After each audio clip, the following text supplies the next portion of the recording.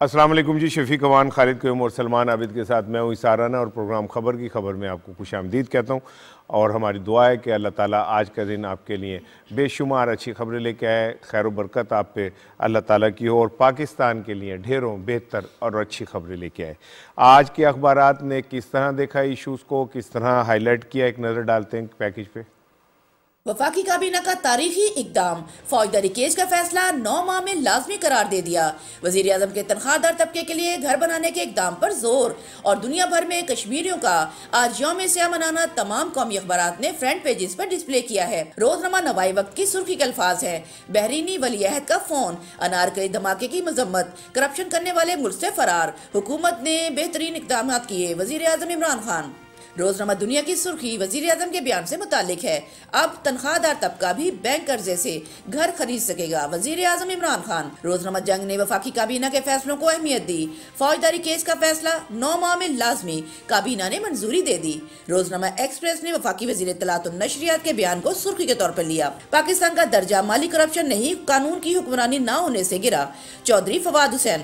रोजनामा पाकिस्तान ने speaker Punjab assembly के बयान को हाईलाइट किया, ऑपोजिशन के जाल में फंसने के बजाय हुकूमत ठंडे दिलो दिमाग से फैसला करे। ऑपोजिशन जमातें अगर जमहूरियत पर यकीन रखती हैं तो उन्हें चाहिए कि हुकूमत के 5 साल अवामी मैंडेट का एहतराम करे, परवेज इलाही। रोजनामा नई बात की सुर्खी कश्मीरियों के यौम सियाह से मुताल्लिक है, भारतीय यौम जमहूरिया, दुनिया भर में कश्मीरी आज यौम सियाह मनाएंगे। इंग्लिश अखबार डॉन की टॉप स्टोरी है, PM stresses steps to create affordable housing. The Nation की लीड स्टोरी है, English football legend Michael Owen calls on chief of army staff general Qamar Javed Bajwa, sports source of promoting peace chief of army staff. Express Tribune की main story है, PM defence government against damning report. The News की headline story है, PM for strong economic diplomatic ties with Bahrain Sri Lanka. Daily times ने वफाकी वजीर इत्तलात और नशरियात चौधरी फवाद हुसैन के बयान को फ्रंट पेज पर कवरेज दी, low ranking on index due to absence of rule of law. अब एक नजर डालते हैं जी रनडाउन पे। पीडीएम के इजलास पर इजलास कोई फैसला ना कर सकी। ट्रांसपेरेंसी इंटरनेशनल की रिपोर्ट, दर्जाबंदी में कमी माली करप्शन नहीं, कानून की हुक्मरानी ना होने के बायस हुई, चौधरी फवाद हुसैन।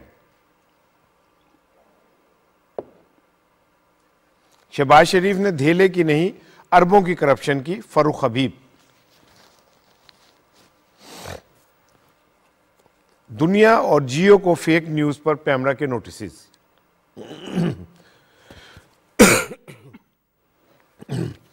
और आज के प्रोग्राम में रोजनामा पाकिस्तान का इदारिया एहतसाब का सियासी बयानिया, दी न्यूज़ में डॉक्टर आबिद क़य्यूम सुलहरी साहब का कालम, द सिक्योरिटी रोड मैप, और ट्विटर पर टॉप ट्रेंड है PSL 2022। अस्सलाम वालेकुम जी। वालेकुम अस्सलाम। क्या हाल है? बाल किसने बनाए हैं? लगता है बाल आपके बनाए नहीं बने। नहीं बने। हाँ, ये शकील की कमबख्ती आ गई। नहीं, ये क्रेडिट हमेशा शकील को जाता है। अच्छा। वो जितनी मेहनत से मेरे बालों को खराब बना बेहतर करता है, वो क्रेडिट शफीक को जाता है। बहरहाल शकील नहीं, शकील को यार क्या हो गया? आप शफीक कह रहे हैं? यार शफीक कह रहे हैं, शकील को बोले। हाँ, वो वाह वाह, वो क्या शेर है कि उंगलियों को तराश दूं फिर भी आदतन उसका नाम लिखेंगे। तो वो एक आदत हो गई। मैं तो सोते उठते शफीक शफीक ही कर रहा था, बल्कि अक्सर आपकी भाभी कहती है आपने मेरा नाम शफीक कब से रख दिया। अच्छा जी, कल पीडीएम का इजलास हुआ और उसमें उन्होंने तय किया कि जी लॉन्ग मार्च की तारीख तब्दील नहीं होगी, लेकिन उसमें उन्होंने कुछ बातें जो हैं वो उन्होंने कहा जी ये अभी हमने खुफिया रखी हुई हैं और वक्त आने के ऊपर हम इसको डिस्क्लोज़ करेंगे। और इसी तरह उन्होंने कहा कि जी जो अदम एतमाद के हवाले से जब तक तमाम जमातें एक पेज पे नहीं होती हम इस पे अभी कोई फ़ैसला नहीं कर सकते।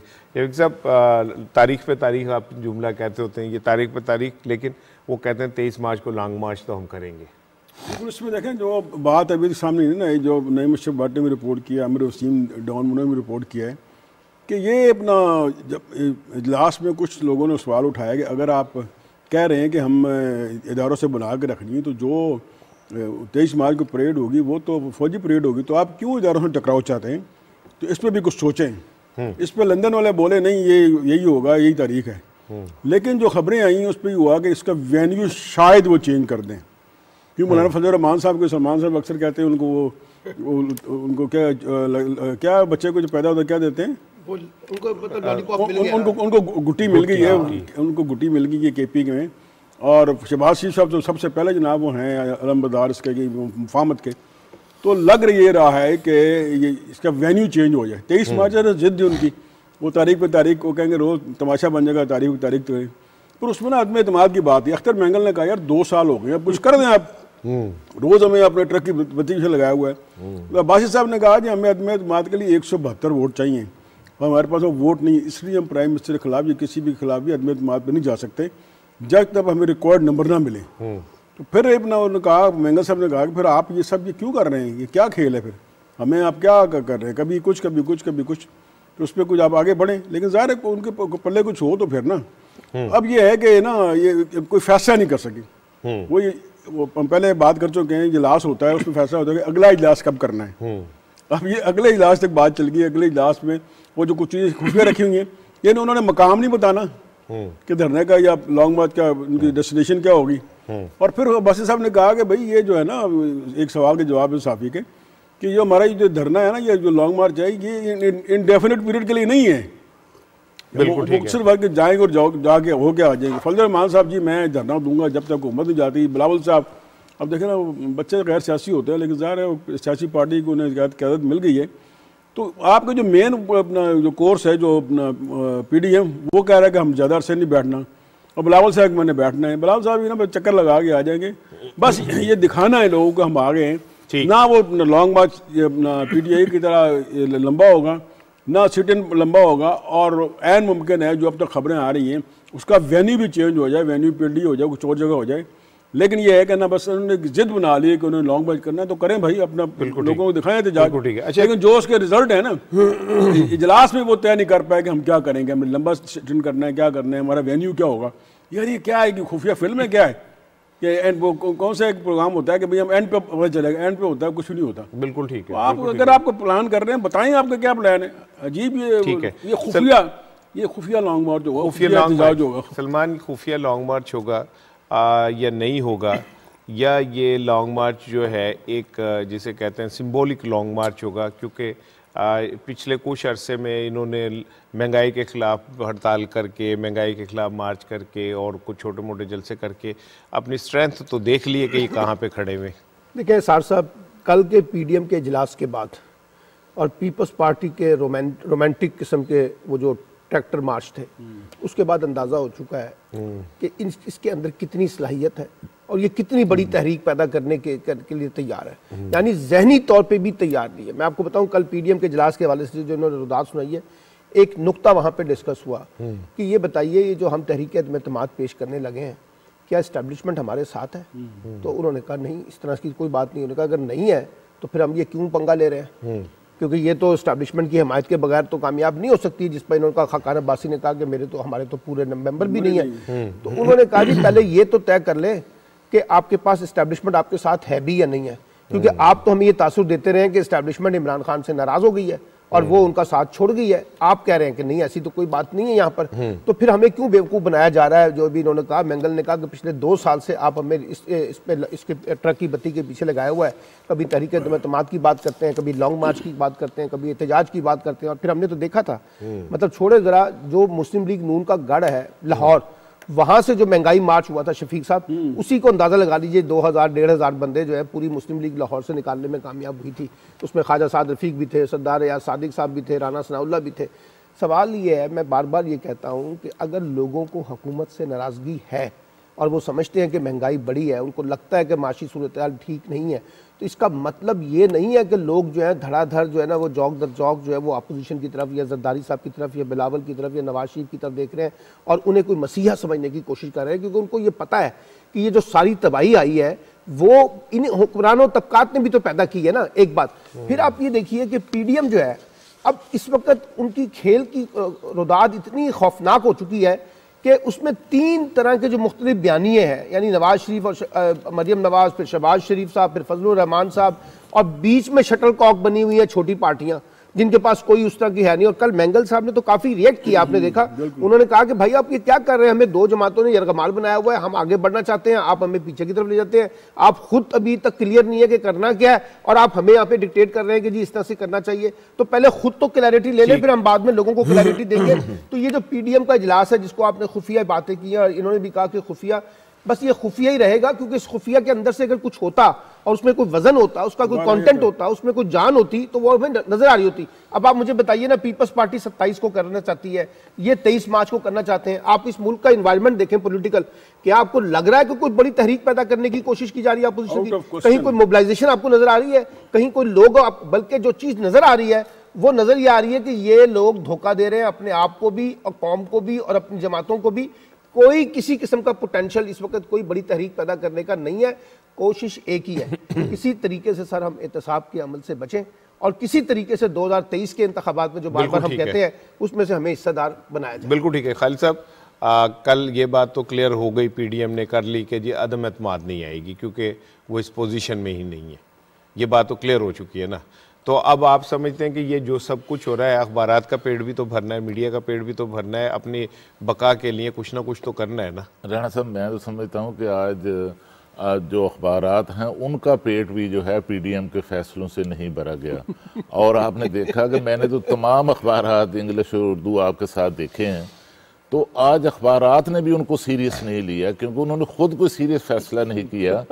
आज तो तमाम, शफीक साहब आपने देखा कि किसी अखबार ने आज पीडीएम की कोई हेडलाइन नहीं लगाई, अब बल्कि उनकी 3 कॉलम जो खबर है वो लोअर हाफ में यानी अपर हाफ में भी उनके अपने अखबार ने भी जो अपना उनके बहुत एजेंडे के करीब जो अखबार है उसने भी लोअर हाफ में 3 कॉलम जो खबर है वो दी है। उसकी बुनियादी वजह यह है कि वो कोई फैसला नहीं कर सके और फैसला एक ही है उन्होंने, वो ये किया है कि जो स्टीयरिंग कमेटी ने सिफारिश की हुई थी अदम इत्माद की और जो शहबाज शरीफ साहब की मौलाना फजलुर रहमान के साथ मुलाकात में जो तय हुआ था कि जो पीडीएम का इजलास होगा, सरबराही इजलास होगा, उसका जो टॉप एजेंडा होगा वो अदम इत्माद होगी। तो वो जो फैसला था स्टीयरिंग कमेटी का अदम इत्माद का, अब वो फैसला जो है वो तो उन्होंने वापस ले लिया, उस पर यू टर्न ले लिया। और जो लॉन्ग मार्च के हवाले से फैसले करने थे, जो धरने के फैसले करने थे, उस पर भी पीएमएलएन और जेयूआई के दरमियान जो इख्तलाफ है वो कल वाज़ेह हुआ, क्योंकि नून लीग जो है वो धरने के लिए तैयार नहीं, मौलाना फजलुर रहमान धरना चाहते हैं। फिर दोनों लॉन्ग मार्च जो थे, पीपल्स पार्टी का लॉन्ग मार्च और पीडीएम का लॉन्ग मार्च, उनको जो इकट्ठा करने की कोशिश की जा रही थी, अब वो कोशिश भी कल जो है वो नाकाम हुई है और उस हवाले से भी कोई जो है वो फैसला नहीं किया जा सकता। डॉक्टर साहब, लंदन से नवाज शरीफ ने मुखातिब हुए इसको, शहबाज शरीफ साहब को और मौलाना फजलुर रहमान साहब को, आप कल ही तैयारी शुरू कर दें लॉन्ग मार्च की। और उन दोनों ने वाज़ेह जवाब नहीं दिया, इनका हूँ हाँ, ये देखिए ये ट्रस्ट लेवल है। मेरा आपसे सवाल है कि क्या महंगाई की बुनियाद बना के आवाम जो हैं इस करप्ट टोले की बस पे चढ़ेंगे कि आवाम को पता नहीं कि इन्होंने क्या मुल्क का हशर, आगे क्या करेंगे वो? देखिए वो तो इन्होंने देख लिया जब इन्होंने अभी महंगाई मार्च किया है और उसमें इन्हें अपनी स्ट्रेंथ का अंदाज़ा हो गया।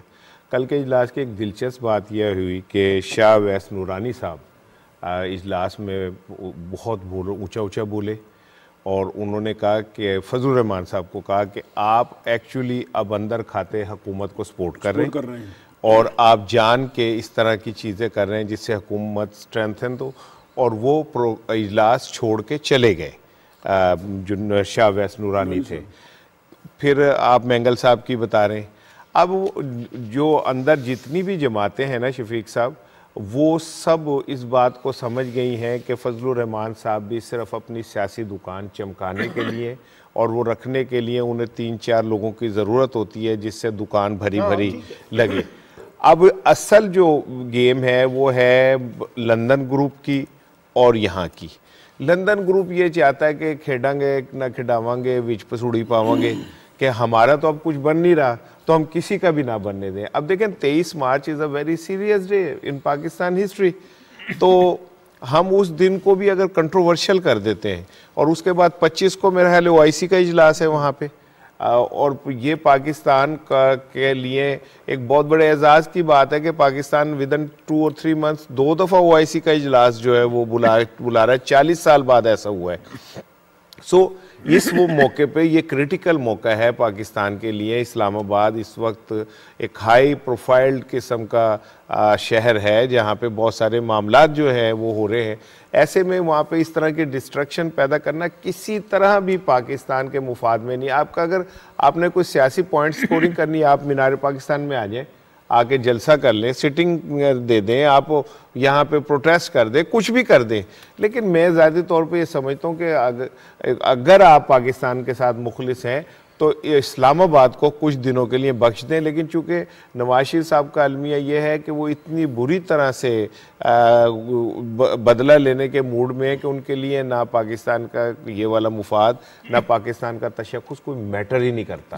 छोटी सी एक बात, ये जो हम कहते थे ना कि नवाज शरीफ का एजेंडा कुछ और है और शहबाज शरीफ का एजेंडा कुछ और है। हमारे सीनियर दोस्त जो जर्नलिस्ट हैं वो जब लंदन से अभी होके आए हैं और उन्होंने आपका आजकल तज़किये शुरू किए हुए हैं टीवी पे, तो उन्होंने कहा कि जब मैंने नवाज शरीफ साहब से ये सवाल पूछा कि जनाब आपका बयानिया कुछ और है और शहबाज शरीफ का बयानिया कुछ और है, उन्होंने कहा नहीं एक ही बयानिया है, एक ही बयानिया है, कोई फ़र्क नहीं है उसके अंदर। यानी अंदाज़ा लगाइए मसला क्या है। एक तरफ मैं मुज़ाहमत करूंगा, मैं दबाव बढ़ाऊंगा, ये जाके जो है एस्टैब्लिशमेंट से मामला तय करेंगे। जाना इक़्तिदारी है, जाना इक़्तिदारी है, जाना ताकत ही है। ये जो कानून की हुक्मरानी, वोट की ताकत, ये सब एक किस्म के सियासी ड्रामे हैं।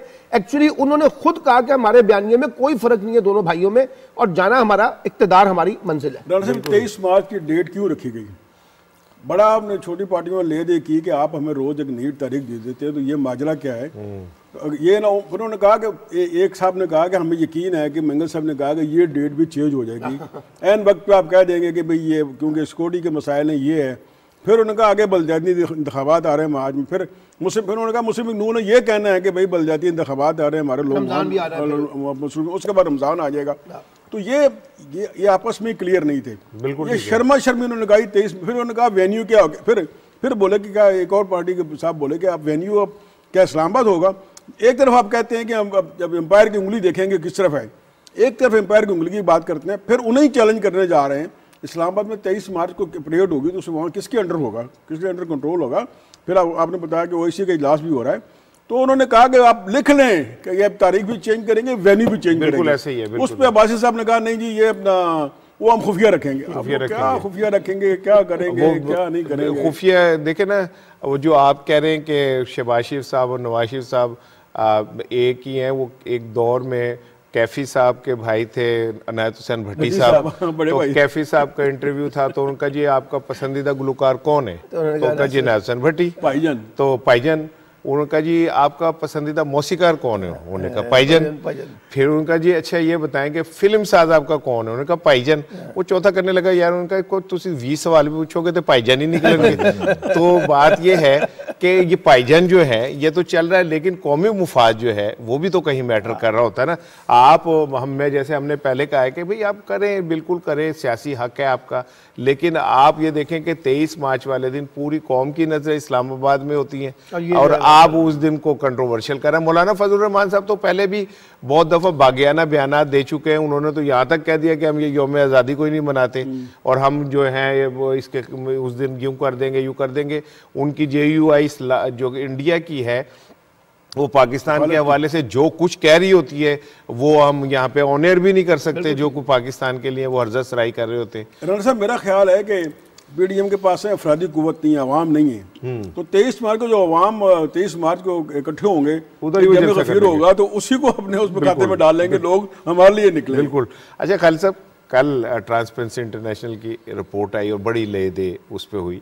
फवाद साहब का भी बयान आया, इमरान खान साहब ने तो बड़े क्लियरली कहा कि जी जो करप्शन के खिलाफ हमने जो इकदाम किए पाकिस्तान की हिस्ट्री में कभी नहीं हुए। एक रिपोर्ट मैं पहले चारों करके फिर मैं आपसे सवाल करूंगा। एक रिपोर्ट देखिए जी। काबीना ने क्रिमिनल लॉ अमेंडमेंट्स की मंजूरी दी है। उसमें सबसे इम्पोर्टेंट ये है कि हर क्रिमिनल केस का फैसला 9 महीने में करना लाजमी होगा। वफाकी काबीना का तारीखी इकदाम। वफाकी काबीना ने फौजदारी कवानीन में तरामीम की मंजूरी दे दी। वफाकी वजीर इत्तलात और नशरियात चौधरी फवाद हुसैन का कहना है कि अब कोई भी क्रिमिनल मुकदमा 9 माह के अंदर पूरा करना होगा। 9 माह में क्रिमिनल मुकदमा खत्म न होने पर जज चीफ जस्टिस को वजाहत देगा। क्रिमिनल मुकदमा 9 माह से ज्यादा इल्तवा पर जिम्मेदारों के खिलाफ कार्रवाई कार्रवाई होगी। और अगर 9 महीने से ज्यादा जो मुकदमा है वो जेर इल्तवा रहता है तो जो सेशन जज है या जुडिशनल सेशन जज है या जो मैजिस्ट्रेट है वो रीजंस लिख के देगा चीफ जस्टिस को कि वो ये मुकदमा 9 महीनों में क्यों खत्म नहीं कर सका। और अगर प्रोसिक्यूटर की गलती हुई तो प्रोसिक्यूटर के खिलाफ कार्रवाई होगी और अगर जज की वजह से डिले होगा तो जज के खिलाफ कार्रवाई होगी। इस्लामाबाद में मीडिया से गुफ्तगू करते हुए वफाकी वजीर इत्तलात और नशरियात चौधरी फवाद हुसैन का कहना था कि आइंदा आम इंतखाबात के लिए नई हल्का बंदियाँ अगले साल जनवरी में होंगी, जिनके तहत इलेक्शन मुनक्किद होंगे। मर्दमशुमारी के लिए काबीना ने 5 अरब रुपए की मंजूरी दे दी। ECC की जो फैसला है 5 अरब रुपया इंडोर्स किया गया है मर्दमशुमारी के लिए और जो मर्दमशुमारी है वो इस साल दिसंबर में मुकम्मल होगी। इसका जो पायलट प्रोजेक्ट है उसके जो नताइज हैं वो अप्रैल मई में हुकूमत को मिल जाएंगे। दिसंबर को मर्दमशुमारी मुकम्मल होनी है और जनवरी को में फिर नई हल्का बंदियां जो हैं इलेक्शन कमीशन इनका आगाज कर सकेगा। वफाकी वजीर इत्तलात और नशरियात चौधरी फवाद हुसैन का कहना था कि कोरोना सूरत हाल में हुकूमत और वजीर आजम की पॉलिसी कामयाब रही। ओमिक्रॉन जिस शिद्दत से आया उसके बरक्स अस्पतालों पर दबाव नहीं बढ़ा। वफाकी वजीर के मुताबिक बरतानिया भी अब स्मार्ट लॉकडाउन की तरफ जा रहा है, जबकि वजीर आजम इमरान खान मुश्किल हालात में भी स्मार्ट लॉकडाउन की पॉलिसी के साथ खड़े रहे। पाकिस्तान ने कोरोना की वबा में जिस तरीके से हुकूमत ने और वज़ीर आज़म इमरान खान ने शुरू दिन से जो पॉलिसी अपनाई वो बहुत कामयाब रही। बोरिस जॉनसन जो UK के वज़ीर आज़म है वो भी स्मार्ट लॉकडाउन की तरफ आ रहे हैं। उन्होंने कहा कि पाकिस्तान इन ममालिक में सर फहरिस्त है जो तेजी से नॉर्मल सूरत हाल की जानिब आए। कोरोना वबा की इस लहर को भी शिकस्त देंगे क्योंकि वैक्सीन के साथ ही कोरोना को शिकस्त दी जा सकती है। खालिद साहब, मैं बात कर रहा था कि फवाद साहब ने ये का क्लेम है और उनके बात में वज़न है कि जी जो ये दर्जा बंदी में कमी है इसका माली करप्शन से नहीं है, जो फैसले होने थे वो नहीं हो पा रहे और जो लॉ रिट ऑफ लॉ है उसमें कमज़ोरी जाहिर हो रही है। अच्छा देखिए कि इस हवाले से कल एक बड़ा रूल ऑफ लॉ को कायम करने के लिए वफाकी काबीना में एक बड़ा फैसला जो है वो हुकूमत की तरफ से किया गया है कि हमारा जो क्रिमिनल जस्टिस सिस्टम है उसमें जो है वो 600 के करीब जो है वो तरामीम जो हैं वो लाई जा रही हैं और अब जो केसेस होंगे उनका जो फैसला है वो 9 माह के अंदर जो करना है वो लाजमी होगा और इसके अंदर दीगर भी इस तरह की बड़ी तरामीम जो हैं वो की गई हैं। और वज़ीर आज़म पाकिस्तान इमरान खान जब से इक़्तिदार में आए हैं उनका सबसे ज़्यादा फोकस जो है हमें रूल ऑफ लॉ पर आता है और ये जो ट्रांसपेरेंसी इंटरनेशनल की जो रिपोर्ट है इसमें जो है वाज़े तौर पर नज़र आता है कि माली करप्शन की वजह से हमारा जो दर्जा बंदी है उसमें कमी वाक़या नहीं हुई, बल्कि रूल ऑफ लॉ के जो मसाइल हैं उस हवाले से जो है ये कुछ जो 8% जो अदारे थे, रिसर्च के अदारे थे, उनकी तरफ से ये डाटा मरतब किया गया और उनमें से सिर्फ एक जो इकोनॉमिस्ट है एक अदारे की तरफ से कुछ दर्जे जो हैं वो पॉइंट जो हैं वो कम किए गए हैं। और इसके साथ मैं आपको बताऊं कि जो पाकिस्तान के अंदर जो ट्रांसपेरेंसी इंटरनेशनल का जो चैप्टर है जो अदारा है उसके जो क़यादत है यहाँ पर उन पर भी बड़े जो हैं वो सवालात जो हैं वो उठते रहे हैं। उसकी वजह यह है कि उनके जो सरबराह हैं अब वो तो हमने देखा माजी में कि जो नून लीग की हुकूमत थी उनके साथ वो जुड़े रहे हमेशा। नून लीग की हुकूमत में वो एक एम्बेसडर भी एक मुल्क के जो है वो रहे और उसके साथ जो प्राइम मिनिस्टर इंस्पेक्शन कमीशन था उसके अंदर भी बतौर कंसल्टेंट जो हैं वो काम करते रहे हैं। तो इस तरह जो पाकिस्तान के अंदर ट्रांसपेरेंसी इंटरनेशनल का जो चैप्टर है उस पर जो है वो तहफ़्फ़ुज़ात जो हैं वो भी सामने आ रहे हैं। अज़हर सदीक साहब हमारे साथ लाइन पे। अज़हर साहब अस्सलाम वालेकुम। वालेकुम अस्सलाम साहब। भाई 3 चीज़ें हैं उस पर हम डिस्कस कर रहे हैं। एक तो मैं चाह रहा हूँ जल्दी जल्दी आपसे बात कर ली जाए। ट्रांसपेरेंसी इंटरनेशनल जो रिपोर्ट आई है इस पे आपके क्या कमेंट्स हैं? उन्होंने तो पाकिस्तान का कहा है कि करप्शन बढ़ गई। साहब बुनियादी तौर पर देखिए, मैं जहाँ तक है मैं उनमें से कई जो इनके साथ इदारे अटैच हैं 8, उनमें से सबसे पहला जो इदारा था आपको याद होगा वर्ल्ड जस्टिस प्रोजेक्ट ने पाकिस्तानी अदलिया के निज़ाम को इन्होंने कोशिश की 130वें नंबर पर रखने की। अब उसके अंदर अशरफ गनी जैसे लोग शामिल हैं। आप यहाँ से अंदाजा लगाएं उनका क्या ताल्लुक करप्शन खत्म करने से और बाकी तो इसी तरह इकोनॉमिस्ट देखें, उनका कौन किससे ताल्लुक है। आदिल गिलानी साहब के बारे में मुझे बहुत सख्त रिजर्वेशन है।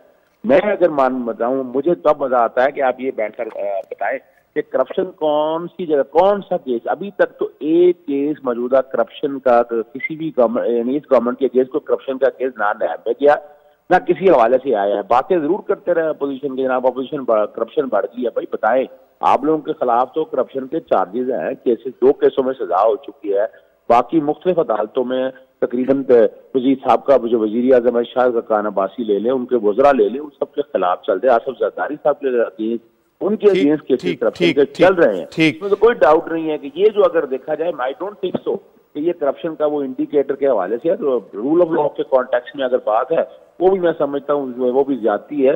बाकी ये बताएं कि कहाँ करप्शन के कॉन्टेक्स्ट में अगर फैसले हो जाते कुछ करप्शन के, तो यकीनन ये कोई इंडेक्स बेहतर हो। बिल्कुल ठीक, बिल्कुल ठीक। अच्छा ये बताइएगा कि दुनिया को और दुनिया न्यूज़ और जियो न्यूज़ को फेक न्यूज़ पर पैमरा ने नोटिस किए हैं, क्या है नोटिस और क्या इसका बैकग्राउंडर है? अच्छा, मैं अब ऐसा बता दूं, ये नोटिस नहीं है, ये उनकी जो खबरें दी थी उन्होंने, वो गलत साबित हो गई हैं, वो फेक न्यूज़ साबित हो गई हैं। उन्हें उस पर अपॉलॉजी करने का कहा है और उसी प्रोविनेंस के साथ तारीख पर थोड़ा सा पता चलो, आपको याद होगा कि 1 अक्टूबर को बाकायदा अपना जियो ने और ख़ास तौर पर कामरान शाहिद ने और इसी तरह मंसूर अली खान ने, इन तीनों ने खबरें दी कि जनाब NCA ने शहबाज शरीफ को बाइज्जत बरी कर दिया है, अपना उनके अगेंस्ट जो मनी लॉन्ड्रिंग के केसेस चल रहे थे 20 साल तारीख के कॉन्टेक्स्ट में। अब ये खबर सारी झूठी थी कि जो नेशनल क्राइम एजेंसी का जो ऑर्डर था वो तो ऐसा डीफ्रीजिंग ऑर्डर था और उसमें शहबाज शरीफ थे ही नहीं, उसमें सलमान शहबाज था और एक अहमद नामी आदमी था जिसके 2 अकाउंट जो है ना वो डी फ्रीज और वो भी नेशनल क्राइम एजेंसी के अपने कहने की वजह से हुए। अब ये बाकायदा पैमरा में दरखास्त दायर की गई, पैमरा में काउंसिल ऑफ कंप्लेंट में ये सुना गया। मंसूर अली खान खुद आए, मैं खुद वहां पर मौजूद था और मंसूर अली खान ने आकर एक्सेप्ट किया कि ये खबर बगैर तहकीक के चलाई उन्होंने, बाकी लोगों ने भी चला दी, उन्होंने भी चला दी। इस बात पर मैंने उन्हें कहा कि जुर्माना अगर किया जाए इनको। अच्छा ठीक है, अब क्या पैमरा ने क्या ऑर्डर किया है, अब क्या होगा? कामरान शाहिद साहब को क्या करेंगे और क्या इसका पैमरा ने कहा है? देखिए, पैमरा ने ये कहा है कि आपने वो खबर गलत चलाई है, वो माफी मांगे, आप माफी मांगे और उतनी प्रोमिनेंस यानी फर्ज करें 4-5 मिनट आपने चलाया तो 4-5 मिनट के मुताबिक उसी के मुताबिक मंसूर अली खान ने भी, अपना कामरान शाहिद ने भी और जियो ने भी, तीनों ने वो माफी चलानी है। लेकिन हड हरामी में क्या लफ्ज़ इस्तेमाल नहीं मैं करना चाहता, यानी वो झूठी खबर साबित हो गई और ये ऑर्डर चैलेंज नहीं कहीं भी किया हुआ, ऑर्डर कहीं चैलेंज नहीं किया हुआ मंसूर अली खान है, वो फाइनल हो चुका है लेकिन अभी तक अपनी गलती तस्लीम नहीं की है। हमारे यहाँ पैमरा जो है अपने ऑर्डर पे इम्प्लीमेंट करने में उनके पास कोई है नहीं, वो नाकाम हो चुका है। मैंने डाटा वहां से मंगवाया, कई ऐसे उनके फैसले हैं मुख्तलिफ अदालतों में पेंडिंग पड़े हैं, 50 के करीब जो है ना उनके फैसले। बिल्कुल ठीक, बिल्कुल ठीक। बहुत शुक्रिया आज़ाद सदीक साहब, हमसे गुफ्तगू कर रहे थे। और सर फेक न्यूज़ पे तो ये एक बड़ा फैसला है पैमरा का।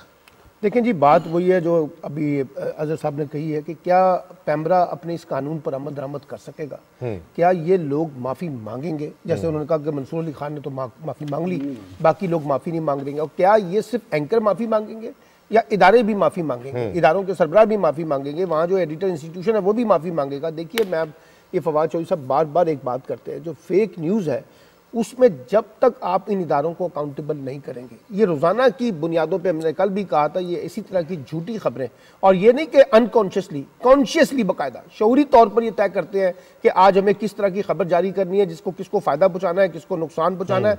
अगर आप इनको अकाउंटेबल नहीं करेंगे उस वक्त तक फिर बाकी लोगों को मैसेज नहीं जाएगा। देखिए ना, जब ये बड़े लोग बैठ के टीवी पर इस तरह की फेक न्यूज़ जारी कर रहे हैं और अब बाकायदा उसकी एक कहता है मैं माफ़ी मांगता हूँ, बाकी नहीं मांग रहे, तो फिर जो नीचे बैठे हुए लोग हैं उनको भी ये मैसेज जाता है कि वो भी इसी तरह का झूठा प्रोपेगेंडा जो है ना उसको लेके आए। तो मैं तो बार बार कह रहा हूँ, और ये बात देखिए फवाद चौधरी साहब ने बाकायदा जब जितनी दफ़ा भी वो मीडिया के लोगों से मिले हैं ना, इलेक्ट्रॉनिक मीडिया के लोगों से, प्रिंट मीडिया के लोगों से, ये जो इनकी मीडिया एसोसिएशन है, उन्होंने कहा कि देखिए आप मुझे छोड़ दें, आप अपना मैकेनिज्म डेवलप कर लें फेक न्यूज़ के वाले से, आप इंटरनल अकाउंटेबिलिटी का कोई मैकेनिज्म डेवलप करें, हमसे शेयर करें, हम आपके साथ हैं, लेकिन कोई चीज़ करके तो दिखाएं। लेकिन होता ये है कि जिस ढटाई के साथ आज़ादी इजहार के नाम पर, फ्रीडम ऑफ एक्सप्रेशन के नाम पर हम यहाँ फेक न्यूज़ का कारोबार चला रहे हैं। और ये देखिए, ये तो आपको पता चल गया ना इसका बराह रास्त फायदा खुद हिंदुस्तानी मीडिया उठाता है। हिंदुस्तानी मीडिया ऐसा ऐसा प्रोपेगेंडा हमारी मदद के साथ यहां से कर रहा है जो फेक न्यूज साबित होती हैं, वो खबरें गलत साबित होती हैं, पाकिस्तान की सिक्योरिटी मामलात के बारे में, पाकिस्तान की सेंसिटिविटी के बारे में, FATF से रिलेटेड चीजें हैं। अब ये जो इस तरह की चीजें जब आप करेंगे, अब ट्रांसपेरेंसी इंटरनेशनल को देख लें, ये जितनी इंटरनेशनल रिपोर्ट्स आती हैं, इसका एक पर्सपेक्टिव जो है ना शफीक साहब, ये कि पाकिस्तान को पर दबाव बढ़ाना है और पाकिस्तान पे दबाव बढ़ाए ताकि हम इनको लेके आगे चले। इन्होंने बात की आदिल गिलानी साहब की, उनका जो बेटा है फवाद गिलानी, वो भी नवाज शरीफ के दौर में USAID का एक बहुत बड़ा डायरेक्टर वहां पे लगाया गया था जब नवाज शरीफ साहब ने उसकी तकरीर वहां पे करवाई थी। ये सारे के सारे एक प्रेशर बिल्डिंग करने के टैक्टिक्स होते हैं। लेकिन मैं ये कहता हूं कि फेक न्यूज के ऊपर हमारे मीडिया एसोसिएशंस को खासतौर पे अगर वो कोई रोल प्ले नहीं करेंगे तो ये कारोबार बंद नहीं होगा, फिर हुकूमत को जबरदस्ती कोई ना कोई चीज लानी पड़ेगी। है ना आपकी ये ट्रांसपेरेंसी की रिपोर्ट, ये इनकम्प्लीट रिपोर्ट है, अभी डिटेल रिपोर्ट आनी है, उस पर देखें क्या अपना ये होता है। लेकिन ये आप ये देखें ना कि सारा जो उन्होंने पॉइंट आउट किया है, जो दर्जे गिरे या ऊपर आए हैं, वो है मैनेजरियल, रूल ऑफ लॉ। अब रूल ऑफ लॉ के हवाले से हम बात नहीं कर सकते कि इसका कौन जिम्मेदार है, पूरी दुनिया जानती है, समझती है, हमारे कारीन भी जानते हैं कि rule of law, Insaf delay करना, कल भी हम बात कर चुके हैं कि जैसे डिनाइड, ये उन मैनेजरियल एडमिनिस्ट्रेशन में हमने बात की। और अगर बात सुने, अगर उन्होंने करप्शन के हवाले से कोई बड़ी फिगर देनी होती है कि इतने अरब की करप्शन होगी, तो ये जो मीडिया ब्रिगेड छोड़ें, आपके अखबार जो उनके आगे फ्रंट में बने हुए हैं, वो कहते हैं 85 करोड़ 90 करोड़ 2 अरब की करप्शन हो गई। ये फिगर नहीं है, ये सिर्फ मैनेजरियल है। और वहाँ हमारी ज़बानें गंग हो जाती हैं, क्योंकि मैं मजीद बात नहीं करता, आप समझ गए। ठीक है। अच्छा देखिए, मैं इसमें एक चीज़ बताऊं, अब तक के जो आपके जो बेस्ट फ्रेंड है, क्या नाम है अपना, जो दुनिया के हैं, माय लव जी, जो सामन शाह साहब, देखे अब उनको उनके लव में आप ये ना उन्हें मौजूद करनी चाहिए ना। ये एक्चुअली ना कामरान कंफर्टेबल नहीं है कुछ दिनों से, उनकी वो जो कुर्सी थी ना जो पीछे जाने वाली, आगे नहीं वो उसका वो खराब हो गया है, वो नीचे जो रिवॉल्विंग आजकल वो जिस सेट पे काम प्रोग्राम कर रहे हैं वो उनका ओरिजिनल सेट नहीं है, क्योंकि मुझे इतलाती है कि वो दुनिया से फ्लाई कर रहे हैं। हाँ, तो वो इसलिए वो सेट पे नहीं जाते। लेकिन दो चीज़ें देखिए, इस हुकूमत के दौर में अब तक एक बड़ा स्कैंडल आया है रिंग रोड वाला जी, ठीक है ना, लेकिन वो स्कैंडल आने से पहले ही पकड़ लिया गया और उसके जिम्मेदार जो थे उसमें AC पिंडी को, कमिश्नर पिंडी को और DC AC उन सबको फारिग कर दिया गया। यानी एक स्कैंडल जो बन सकता था वो आने से पहले ही पकड़ा गया। ये जो ट्रांसपेरेंसी इंटरनेशनल का जो दफ्तर है, मैं तो चाह रहा हूँ कि किसी टाइम हम अभी फ़ोन करते हैं गिलानी साहब को कि हम आ रहे हैं चाय पीने, वो देखें कितना बड़ा है। जो 22 करोड़ आवाम को मॉनिटर कर रहा है, वो मेरा ख्याल एक इतना बड़ा कमरा है जिसके अंदर वो ये सारा कुछ मॉनिटर हो रहा है। और मैन पावर जीरो है, उनकी जीरो है। दूसरी चीज़ ये कि आप ये जितने भी उठा लें सर्वे करने वाले इदारे और ये और वो, इनके पीछे जो मोटिव होते हैं वो बाकायदा सियासी होते हैं और प्लान्ड और बाकायदा पेड होते हैं। सो ये अचानक ही एक सर्वे होता है और उसमें पता नहीं क्या हो जाता है और दूसरे सर्वे में क्या हो जाता है। सो ये चीज़ें ऐसी नहीं है। लेकिन इसके बावजूद भी जब तक मैं ये समझता हूँ शफीक साहब, आप के अंदर जो पेंडिंग फैसले हैं वो नहीं होंगे जब तक आप करप्ट लोगों को सज़ा नहीं देंगे, जब तक आप दुनिया को, ये शोर तो हम मचा देते हैं ये करप्ट है, लेकिन जब हम साबित करने पे आते हैं तो हम वो चीज़ें वहीं लटक जाती हैं, या वो लोग ज़मानत करके निकल जाते हैं, या वो लोग कानून का कमज़ोरियों का फ़ायदा उठा के निकल जाते हैं। अनटिल अनलेस जब तक कानून प्रिवेल नहीं करता और जब तक फैसले नहीं होते तो इस तरह की चीज़ें तो होती रहेंगी। सिंध, अब एक दिलचस्प बात में आप, आई एम सॉरी, अब पूरे पाकिस्तान में जी करप्शन बढ़ गई तो सिंध पाकिस्तान से बाहर है क्या? सिंध पाकिस्तान का हिस्सा नहीं, या वहाँ पे बिल्कुल नेकी आ गई क्या? वो इसका हिस्सा नहीं है। सो ये सारा कुछ सियासी एक चीज़, खेल होती है और ये खेल जारी रहेगा जी। एक ब्रेक लेते हैं, ब्रेक के बाद एक और खेल पे बात करेंगे। फ़ारूक हबीब साहब ने कल ट्वीट की, बड़ी मज़ेदार, उसमें बड़ी तफसीलात हैं, शफीक साहब ने निकाल के रखी हुई हैं। सलमान साहब की इसके ऊपर बड़ी एक 2-3 इम्पोर्टेंट चीज़ें करना चाह रहे हैं। और आपके दोस्त जहांगीर बदर साहब के जो साहबजादे हैं वो बिलावल साहब के तर्जुमान बन गए, अली बदर। हाँ जी, तो उनके हवाले से भी मैंने आपसे पूछना था कि अली बदर की क्या जिम्मेदारियां लगी। लेकिन एक ब्रेक ले रहे हैं जी, ब्रेक के बाद आते हैं।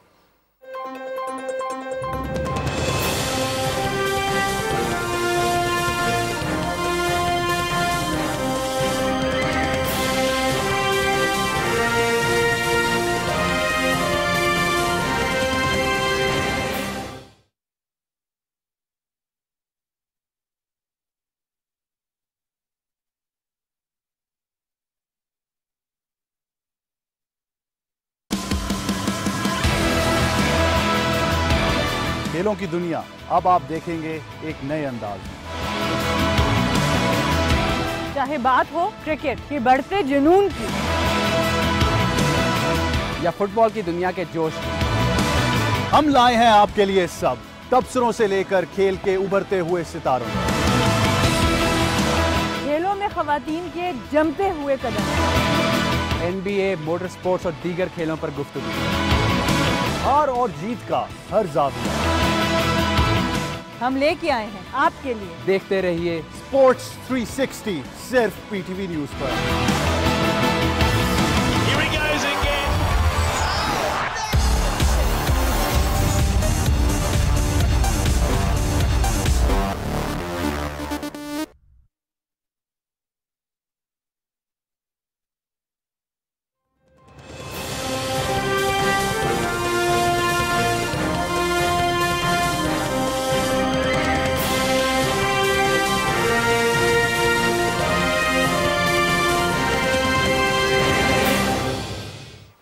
जी वेलकम बैक जी। और हम बात करेंगे फ़ारूक हबीब साहब का, वज़ीर मुमलिकत बराए इत्तलात और नशियात। उन्होंने कल एक ट्वीट किया और उस ट्वीट में उनका कहना था कि शहबाज शरीफ साहब ने धेले की नहीं 16 अरब रुपए की करप्शन की। फ़ारूक हबीब साहब हमारे साथ लाइन पे हैं, मैंने कहा पहले उनसे बात कर लें, उसके बाद फिर आगे बढ़ते हैं। फ़ारूक साहब अस्सलाम वालेकुम। शहबाज शरीफ साहब के हवाले से जो करप्शन है सर 16 अरब की हो या 16,000 अरब की, जब साबित ही नहीं होगी तो फिर क्या कर सकते हैं सर इन इस तरह की बातों का? देखें, यकीनन ज़ाहिर बात है, जिस अदालत ने श्योरिटी बॉन्ड से जो है वो लिया था, हम उसी अदालत के पास जाएंगे, तमाम हक़ाइक़ के साथ, फैक्ट्स के साथ जाएंगे कि अभी तक इन्होंने, आप देखें कि किसी किस्म का कोई पेशरफ नहीं हुई, कोई इलाज नहीं हुआ। वहाँ बैठ के नवाज शरीफ हट्टे कट्टे नजर आते हैं, इदारों के खिलाफ अर्जा सराई करते नजर आते हैं। तो लिहाजा जो है वो इनसे इस्तफसार किया जाए। और शहबाज शरीफ ने अगर अदालत में झूठ बोला है, झूठ बोलने पर अगर कंटेम्प्ट लग जाती है तो कंटेम्प्ट पर सजा होने की वजह से शहबाज शरीफ नाअहल भी हो सकते हैं। ठीक है फ़ारूक साहब, ये PDM लॉन्ग मार्च और पीपल्स पार्टी लॉन्ग मार्च खेलना चाह रहे हैं, तो क्या हुकूमत जो है तैयार है उसके लिए? हमें इनके लॉन्ग मार्च से या किसी और चीज से कोई फर्क नहीं पड़ता, ये तो सिर्फ अपनी करप्शन बचाने के लिए काम करता है। अच्छा सर, ट्रांसपेरेंसी की रिपोर्ट आई और रिपोर्ट आने के बाद बहुत कुछ सुनने में आया, लेकिन कल ही फिर वज़ीर आज़म साहब ने एक दफ़ा कहा कि चाहे कुछ हो जाए, कोई इस तरह का कुछ भी कर लें, मैं करप्ट लोगों को नहीं छोड़ूंगा, ना समझौता करूंगा। तो हुकूमत इस रिपोर्टों या इन जैसी रिपोर्टों के बावजूद अपनी जगह पे खड़ी है और वो डिटरमिन्ड है कि करप्ट लोग जो हैं एक दफ़ा कटहरे में ज़रूर आएंगे। देखिए, बुनियादी तौर के ऊपर वज़ीर आज़म साहब तो ना पहले ब्लैकमेल हुए हैं ना ब्लैकमेल होंगे। आपके इल्म में है कि जिन्होंने मुल्क को लूटा है, सारे निज़ाम को करप्ट किया है, उनकी तो ये कोशिश होती है, ख्वाहिश होती है कि किस तरीके से एहतसाब के अमल से वो बच जाएं। उन्होंने बड़ा कैटेगोरिकली ये बात की है कि हम तो रूल ऑफ लॉ के लिए हमारी सारी जमहूरियत है, हमने तो तमाम जो अभी स्ट्रगल है वो मुल्क के अंदर ताकतवर को कानून के नीचे लाने के हवाले से। इस वजह से उन्होंने बड़ा वाज़े कह दिया कि हम किसी भी ऐसे शख्स से जो है वो हाथ नहीं मिलाएंगे जिसके हाथ करप्शन से लगे। सर सुना नए मुशीर एहतसाब आ रहे हैं और जो पुराने मुशीर एहतसाब थे, आप समझते हैं कि कुछ मजीद बेहतरी की ज़रूरत है? किसी के आने जाने से कोई फर्क नहीं पड़ता। बुनियादी तौर के ऊपर तो जो अकाउंटेबिलिटी है वो तो जहाँ इख्तियार हो, लूटमार की हो, वहाँ पर अकाउंटेबिलिटी की होती है। और जो एहतसाब है, ये एहतसाब में इमरान खान का इशू नहीं है। जो करप्शन के खिलाफ जिहाद है, अकाउंटेबिलिटी है, ये पूरे माशरे को लड़ना होता है। और इसमें मीडिया का भी किरदार है, हर शोबे का किरदार है। तो मैं ये समझता हूँ कि इसके ऊपर सबको मिलकर जो है वो काम करना है और हम तो इस जद्दोजहद को जारी रखे हुए हैं। ठीक, शफीक साहब शुक्रिया हमसे गुफ्तगू करने का। फ़ारूक साहब, शफीक साहब, फ़ारूक साहब की अभी आपने गुफ्तगू सुनी और जो डिटेल उन्होंने जारी की वो तो बड़ी होशरुबा है। अब देखिए, अगर वो कहते हैं धेले की करप्शन नहीं की है, अगर उन्होंने धेले की करप्शन की होती तो हम देखते हैं गाड़ियों में इशारों पर जाते हैं, दौड़ नॉक करते हैं, पैसे दे देंगे, वो करना होता तो सड़क पर खड़े होकर हमसे पैसे मांग रहे थे। उनकी करप्शन है अरबों की। यानी आप देखें ना, उनके 28 मुलाजिम हैं और उनके देखें अपने ओहदे देखें और उनके बैंक में अकाउंट देखें। मलिक मकसूद है, ये PN है, इनके 3.7 पौने 4 अरब रुपए उनके अकाउंट में है। बिल्कुल ठीक। मोहम्मद असद में कैशियर है, उनका पौने 2 अरब उनके अकाउंट में है। अजहर अब्बास जो क्लर्क है शरीफ, उनके 1 अरब 60 करोड़ रुपए हैं। गुलाम शबीर है 1 अरब 54 करोड़ हैं। फिर खजर हयात है उनके अपना 1 अरब 42 करोड़ हैं। फिर गुलजार अहमद हैं 1 अरब 28 करोड़ हैं। ये क्या है, चपरासी हैं बेचारे। चपरासी होना बुरी बात नहीं, लेकिन उनको इस्तेमाल तो ना करें आप। इकरार हुसैन जो क्लर्क हैं 1 अरब 1 से ज़्यादा उनके अकाउंट में रकम है, और ये इकरार हुसैन बेचारा एक मामूली क्लर्क है। फिर एक अनवर है असिस्टेंट है शुगर मिल के, उनके 88 करोड़ हैं।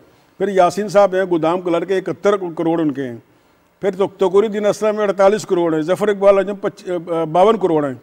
तनवीर 51 करोड़ हैं। बाकी 3 नाम क्योंकि वो 22-23 करोड़ रुपए हैं, वो उनके नाम में लोगों थोड़े हैं। अब ये देख लें, वो कहते हैं हमने धेले की करप्शन नहीं की। अरे धेले की करप्शन आपने तो करप्शन किया अरबों की, फिर इन बेचारों को क्या कसूर? इनके अकाउंट में पैसे कहाँ चले गए? हम पहले ही बात करते हैं कि हमजा के अकाउंट में 25 अरब आए, वो कहते हैं पता नहीं। अब बेचारे इनके ID कार्ड इस्तेमाल करके इनको, अब अगर राणा साहब अगर मैं और आप होते ना, हम चारों होते, हमारे अकाउंट से पैसे निकाल के दिखाते तो दौड़ जाता नहीं, आप देखें ना कि इनके अकाउंट में पैसे उन्होंने डाले और फिर उनको ये इजाज़त भी नहीं कि उनको ये निकाल सके। उनको इल्म भी नहीं होगा कि उनके अकाउंट जो है अपना क्या क्या आ गया है। अगर मैं और आप बैंक अकाउंट खुलवाने जाएँ तो हमारी मत मार देते हैं, ये लाएँ वो लाएँ, अपना एड्रेस का लें कि परमानेंट एड्रेस क्या, पैसे कहाँ से आए, इनके अकाउंट भी खुल गए और अरब रुपये भी डल गए, और इनके इनकम देखें, इनके बेचारों की होगी 15,000 16,000 सैलरी होगी। साहब साहब, ये पाकिस्तान की सियासी तारीख का एक ऐसा दिलचस्प मुकदमा है। वो जो कहा ना कि लाइव कवरेज की जाए, वो बिल्कुल ठीक कहा गया है। मतलब अंदाजा लगाइए, अगर आपने देखना हो कि किस तरह से सरकारी खजाने के ऊपर एक बड़ी डकैती और किस मुनज़्ज़म अंदाज के साथ, जो तफसीर ये बता रहे हैं कि क्लर्कों के साथ, मालियों के साथ, उनके साथ उनके अकाउंट्स में पैसे आ रहे हो, और फिर ये कह रहे हो बड़े फखरिया अंदाज में कि जी हमें तो पता नहीं हमारे अकाउंट में पैसे कहाँ से आए। फिर उसके बाद पार्लियामेंट में बैठ के करप्शन बुदनवानी की तकरीरें करें, सियासी तौर पर अपने आप को शहीद बनाने की कोशिश करें। मेरा ख्याल है काश पाकिस्तान का अदालती निज़ाम इस केस का फैसला कर सके। जो मनी लॉन्ड्रिंग के बारे में बात हो रही है, जो FATF के अंदर हम पर इल्जामात लगते हैं, और ये हजरत जो है जिस अंदाज से करते रहे, और इनका जो एक बड़ा मरकजी करैक्टर जो इनका बेटा है सलमान शहबाज, जो जिसको बड़ी खूबसूरती से पाकिस्तान से बाहर निकाला गया, और ये खुद भी मौसूफ पाकिस्तान से बाहर निकल रहे थे, आपको याद है, रातों रात उनको पकड़ा गया कि नहीं आप नहीं जा सकते। तो मेरा ख्याल है ये एक तारीखी मुकदमा है, काश ये मंतकी अंजाम तक पहुंच सके। जो मिनिमम सैलरी है ना इन बेचारों की 5,800 है, और हाईएस्ट सैलरी 31,000। बिल्कुल ठीक है, दादा लगाए। देखिए वैसे आप लोग ना, मैंने देखा है बड़े बाइस मुतासिब लोग, यार एक बंदे ने गरीबों को करोड़पति कर दिया, ठीक है, बेचारे जो चंद हज़ार लेते थे उन्हें करोड़ों रुपए उनको दे दिए यार, अरबों रुपए दे दिए यार आपको। और फिर देखा उनकी जहानत, शहबाज शरीफ साहब की असल जहानत क्या है। अगर उन्होंने धेले की करप्शन की होती ना, तो वो उन 52,000 लोगों में शामिल होते जो बेचारे मुर्गी चोरी जैसे इल्जामात धेले की करप्शन में जेलों में है, ठीक है। उन्होंने अरबों की इसीलिए तो वो बाहर हैं, उन पे फूल फेंके जाते हैं, उनको जनाब हीरो बनाया जाता है, उनके बड़े भाई को बाहर तो उसको एहतशाम से भेजा जाता है, अदालतें और कवानीन रेड कारपेट बिछाते हैं सब कि आप जाएं जनाब, आपने मुल्क का खजाना लूटा है, आपसे बड़ा कौन हीरो रॉबिन हुड होगा।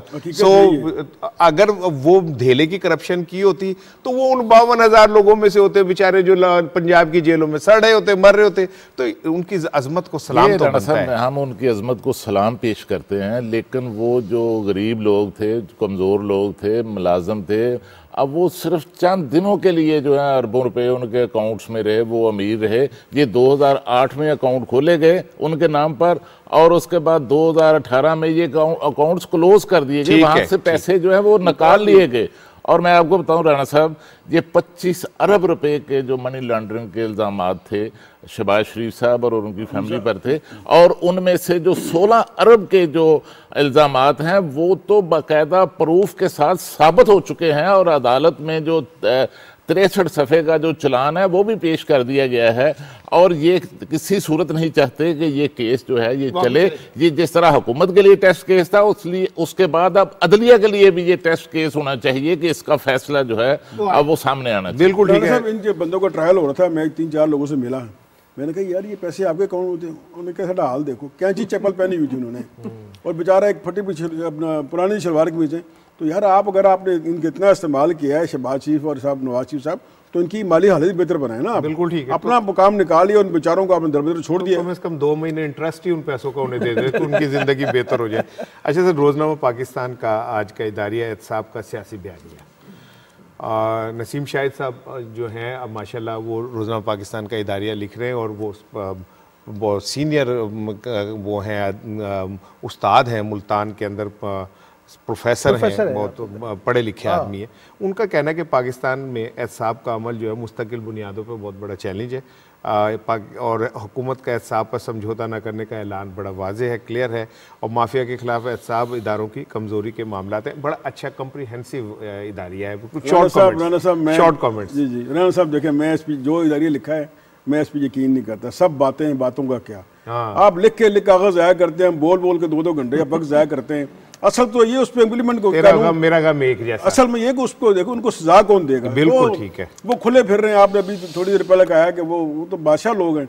तो ये किताबी बातें और हम तकरीरें करते रहे, हम टीवी पे प्रोग्राम करते रहे, इससे कुछ नहीं होगा जब तक कि अदलिया इनका उनको नोटिस लेगी, अदलिया इनको सजा नहीं देगी। एग्री जी। दी न्यूज़ में कालम है the security of road map of, ये आबिद कयूम सुलैर साहब का है, बड़ा दिलचस्प है और कहते हैं सिक्योरिटी रोड मैप और इंसानी सिक्योरिटी का तहफ़्फ़ुज़ ये आपस में इंटरलिंक है और इस कालम में उन्होंने इस सारे नक्शे को खींचा है कि किस तरह सिक्योरिटी और जो इंसानी सिक्योरिटी है वो दोनों आपस में एक जैसे होते हैं। एक बड़ी अच्छी डिबेट शफीक साहब पाकिस्तान में नेशनल सिक्योरिटी पॉलिसी के कॉन्टेक्स्ट में उभर के सामने आई है और ये पहली दफ़ा नेशनल सिक्योरिटी इशू जो है वो एक जिसे कहते हैं ना ह्यूमन सिक्योरिटी के साथ जोड़कर देखा जा रहा है, इकोनॉमिक सिक्योरिटी के साथ देखा जा रहा है।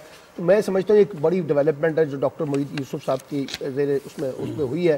प्राइम मिनिस्टर भी शामिल है, नेशनल हमारी सिविल मिलिट्री रिलेशनशिप भी शामिल है। लेकिन एक बड़ी अहम बात है जो बार बार लोग सवाल उठाते हैं ना कि जी क्या होगा इस नेशनल सिक्योरिटी पॉलिसी से। देखिए ये नेशनल सिक्योरिटी पॉलिसी ये नहीं एड्रेस कर रही कि आज हम कहाँ खड़े हैं, ये एड्रेस कर रही है कि हम फ्यूचर में कहाँ खड़े होंगे अगर हमने इस रोड मैप को बना लिया।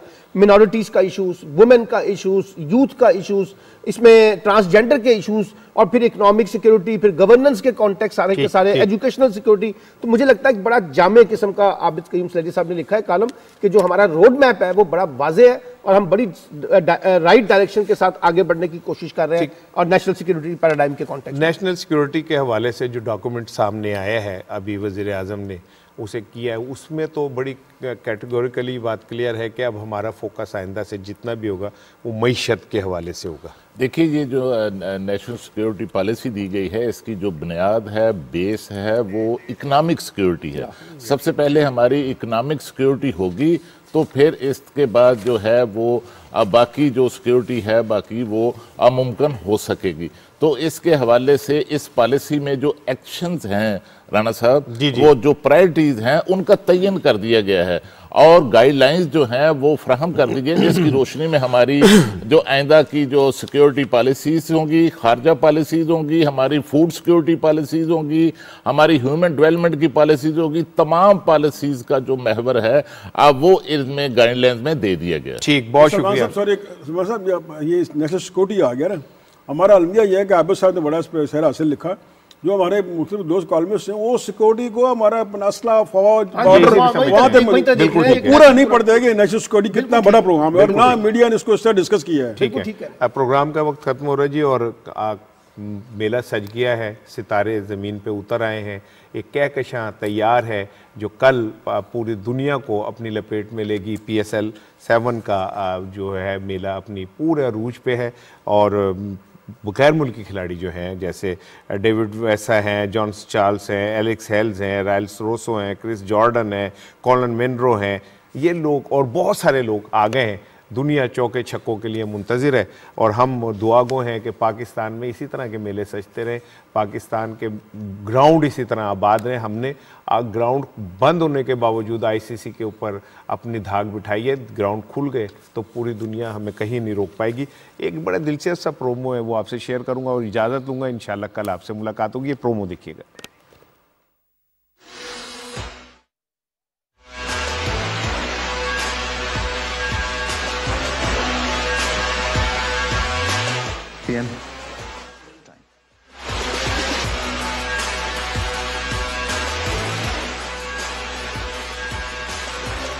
सातवें PSL को ओपन कर रहा हूं और मुझे उम्मीद है कि हर टीम आखिरी गेंद तक लड़ेगी और पब्लिक को एंटरटेन करेगी।